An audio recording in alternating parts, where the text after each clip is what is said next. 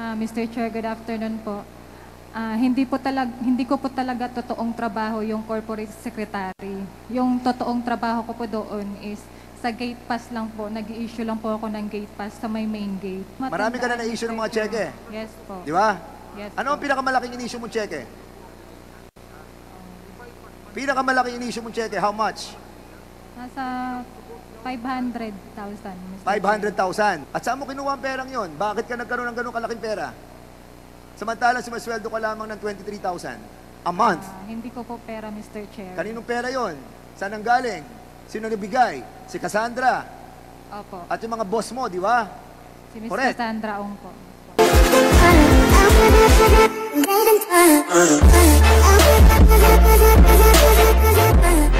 Your Honors, is that the Chair still awaits if there will be a motion to consider the request of Ms. Ronaldin Baterna for a reconsideration on her detention in the House of Representatives. Since there are no motion, and Mr. it Chair. seems that we do not have a quorum, and under our rules, we have to establish a quorum in each of the 4 committees in the Quadcom.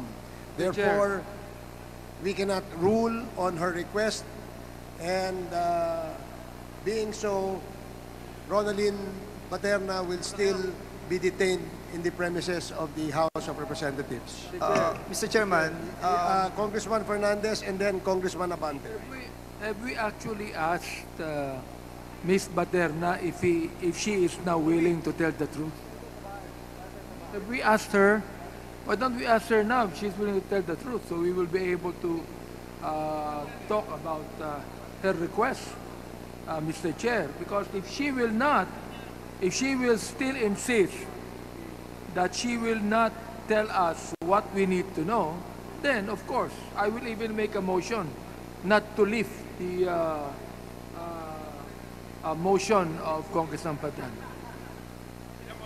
Okay, Ms. Baterna, narinig mo yung sinabi ni Congressman Abante? Hindi po, Mr. Chair. Pwede pong paulit. Sinasabi ni Chairman Abante na kung ikaw ba ay willing magsalita ng katotohanan at pawang katotohanan lamang. Yes po, Mr. Chair. Mr. Chair. Okay, so why don't you spill out the beans now? Sabihin mo na talaga ang katotohanan ngayon para pag-usapan namin yung motion sa'yo. Ay yung reconsideration. Pakisabi na sa amin ngayon. You can now relate that story now. Mr. Chair, good afternoon po. Hindi ko po talaga totoong trabaho yung corporate secretary. Yung totoong trabaho ko po doon is sa gate pass lang po. Nag-i-issue lang po ako ng gate pass sa may main gate. Mr. Chair. Mr. Chair. Mr. Chair.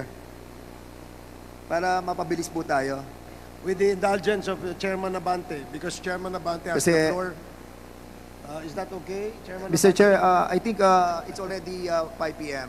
and we need to go back to Manila. Isa na lang tatanong ko sa iyo, Ronaldin. Ronaldin, meron kang bank account, di ba? Meron po. Meron kang bank account. Meron ka rin cheque.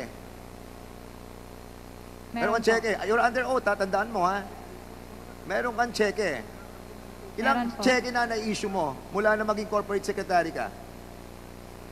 Hindi ko na po matandaan. Marami ka na na-issue ng mga cheque. Yes po. Di ba?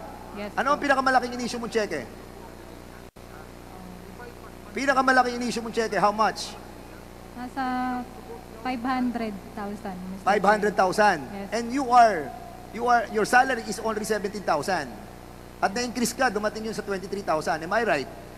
Yes po. How can you issue a 500,000 pesos sa isang cheque lamang, correct? Di ba? Isa pa lamang. Ilang cheque ang in-issue mo ng 500,000? Iba-iba po kasi, Mr. Marami Chair. kang in-issue ng 500,000. Am I correct? Yes Di ba? po. Yes po. At saan mo kinuha ang perang yon? Bakit ka nagkaroon ng ganun kalaking pera? Samantalang sumasweldo ka lamang ng 23,000 a month. Hindi ko po pera, Mr. Chair. Kaninong pera yon? Saan ang galing? Sino nabigay? Si Cassandra. Opo. At yung mga boss mo, di ba? Si Ms. Correct. Cassandra Ong po. So sa lahat ng ito, Mr. Chairman, I don't want to explore this issue anymore because I think the right and proper sana po ay sa susunod na. But I think this person is lying eh. Talagang we have proven and those people also doon sa tinatawag natin sa sila Julian Linsangan. Marami hindi sila umatin ngayon because we will be proving na marami rin silang pera sa bangko, Mr. Chairman. And this person, si Ronaline Baterna, have issued a lot of checks. No? At sa kanyang trabaho, sa Pogo, sa manggagaling yung perang yon, di ba? And she's trying to tell us that ang kanyang salary is only 23,000. But the reality is, nakakapag-issue siya ng millions of pesos. Di ba? And that make us wonder, why? Kaya kanina, medyo naaawa tayo, even us. The first time I saw her, talaga naawa kami, single mom. Di ba, babae, ang sweldo, mababa. Pero in all reality, may problem. May problem tayo dito. Dami sila, but they allowed to be used by the Chinese people. You were allowed to be used by those people. Di ba? So inaamin mo na, Ronaline, na ginamit ka ng mga Chinese to issue these checks, right? Yes po, Mr. Chair. At sino yung Chinese na yon? Si Miss Cassandra Ong po. Si Cassandra Ong. Yes Ayan. po, Mr. Chair. So si Cassandra Ong na ngayon ay nagtatago na hindi natin malaman kung nasaan and even her property, no, Mr. Chairman, yung property niya dito sa Porac, may problema tayo sa PNP dahil yung kanyang freeze order sa kanyang bahay, wala pong freeze order. As a matter of fact, si Cassandra Ong can still use her property. Kahit alam natin, nagaling yun sa Pogo. And that's the reason why the issuance of contempt is just right and proper for her. One quick question only, Mr. Chair. With the indulgence of Chairman Dan. Very quick, Chairman yes, Dan. Congresswoman Jinky. Having heard about all the bank accounts, may I know from Ms. Baterna, are you willing to execute a waiver of bank secrecy law?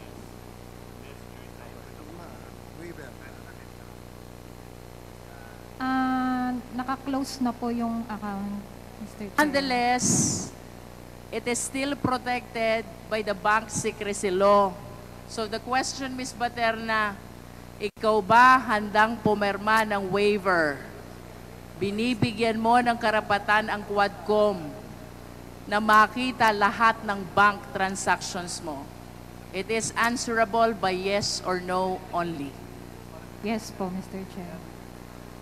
Mr. Chair, I'm requesting the Quadcom to facilitate the necessary waiver as manifested by Ms. Baterna. And as a follow-up question, Ms. Baterna, ano po ba ang mga bangko ninyo? China Bank po.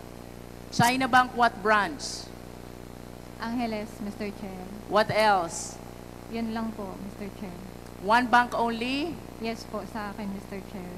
It's quite hard to believe, Ms. Baterna. Yes po, Kung Mr. ikaw Chair. magwe-waive, make sure you waive all bank accounts. Yes po, Mr. Chair. I'm requesting the Quadcom, Mr. Chair, that we facilitate the necessary waiver. Thank you, Mr. Chair. Mr. Thank you, Chairman, Congresswoman Jinky. in addition to... Please Okay. let the chair make a quick statement with respect to the manifestation of Congresswoman Jinky.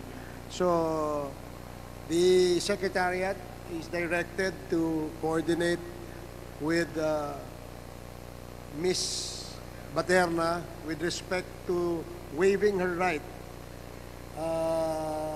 and giving access for the committee to look into her bank records.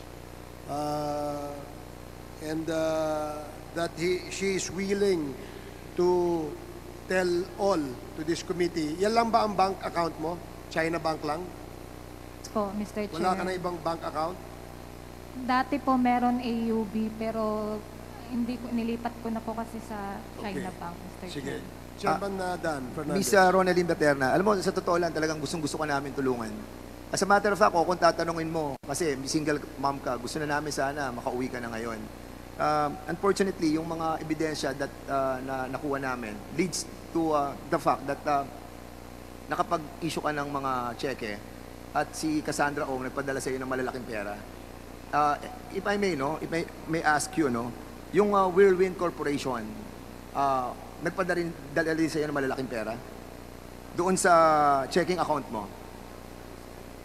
Mr. Chair, sa totoo niyan, yung mga pumapasok po na pera doon sa checking account ko, hindi ko po alam. Hindi mo hawak yung account? Hindi po, Mr. So, Chair. sino ang mahawak ng account? Kala ko sasabihin mo lahat. Sabihin mo na lahat para at least tulungan ka namin. Kasi po, Mr. Chair, meron po akong sarili, yung savings ko po. Aside po sa savings account na personal ko, meron po akong checking account na parang pina-open lang po para lalagyan po nila ng pera. So, ibig mo sabihin, ikaw nag-open ng checking account, pero hindi ikaw may hawak ng checking account. So, in other words, sila nakakakuha, sila nagwi-withdraw. Yes po, Mr. Chair. Pinapapirma lang po nila sa akin. So, in other words, Mr. Chairman, talagang ginamit siya ng mga Chinese personalities at sila po talaga yung ginagamit. Not only as a incorporator, but as a window for the issuance of checks. And at the same time, yung exit and entry ng mga pera, nagagamit po yung ating pong mga kapwa Pilipino. We sympathize with you, Ronaldin. But the very fact na talagang mali yung ginawa mo, and yun sana ang inaasahan namin sa iyo nung last hearing kung nasabi mo ang lahat. Baka meron ka pang gustong sabihin, Ronaldin. Sana po managot po yung totoong nananagot. Hindi po yung katulad ko na inosente na ginagamit lang po nila. Ronaldin, kasi ako, naniniwala kami na yung NFC Mirales and Partners, we invited them over. Kasi sinabi mo na sila ang kumontak sa'yo, di ba? At si, what's the name of that guy na kumontak sa'yo from the law firm? Attorney Abby po. Attorney? Abby po yung pakilala po sa akin. And as a matter of fact, Mr. Chairman, yun po yung inimbitahan natin ngayon sa hearing na to. Pero hindi po siya dumating. And at the same time, yung may-ari ng law firm ang pinapupunta natin dito. But somebody from that law firm, ikaw ang nagre-represent. Can you kindly speak on the microphone?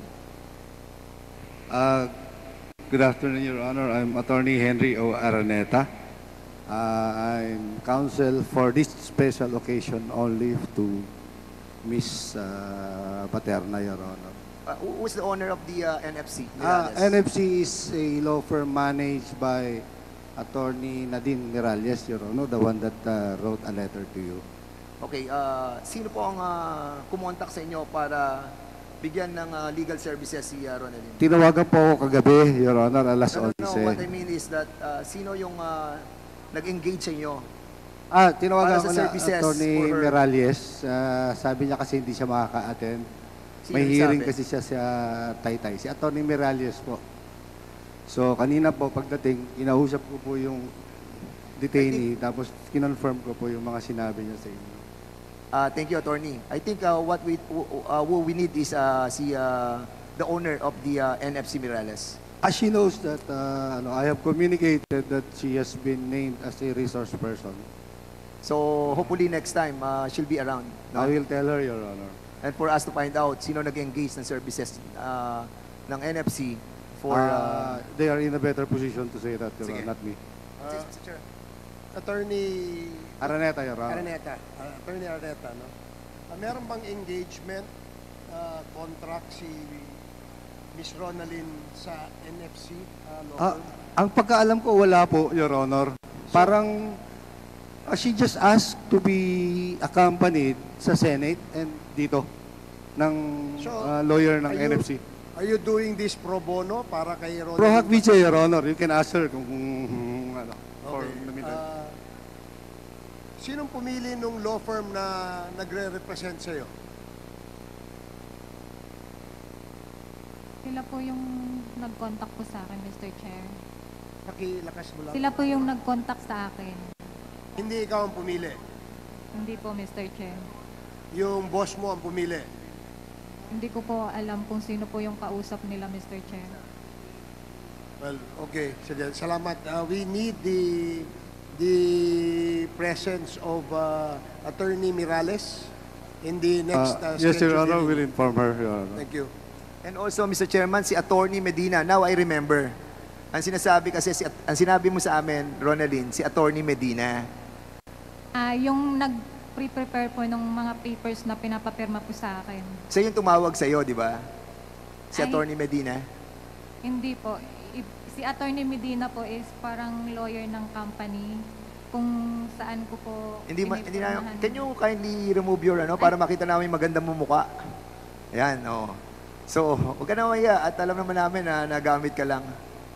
So, Attorney Medina yung nasabi mo noong nakaraang hearing. Yes po, kung saan po ako nagsasign ng mga papers from Lucky South. Siya But po yung hindi siya nag-prepare. kasama dun sa NFC. Hindi po siya kasama, Mr. Chair. Okay, Mr. Chairman, yun po yung hinahanap natin si Attorney Medina na ngayon po, according to the COMSEC, ay hindi na matagpuan. So, we'll be asking that we again invite this Attorney Medina.